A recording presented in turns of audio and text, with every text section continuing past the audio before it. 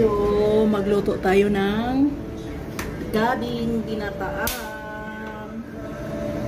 Gabi. Yan, lagyan natin ng gata. Yan. Yan yung pangalawang gata. Yung unang pila. Wala pa.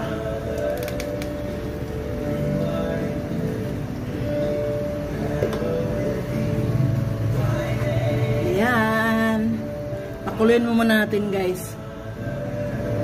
Guys, kumukulo na.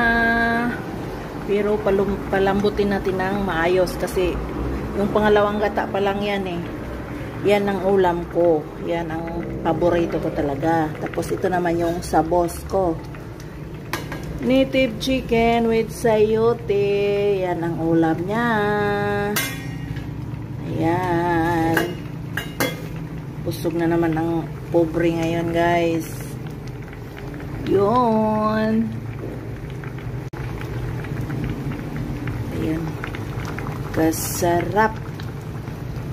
You know. Ayun.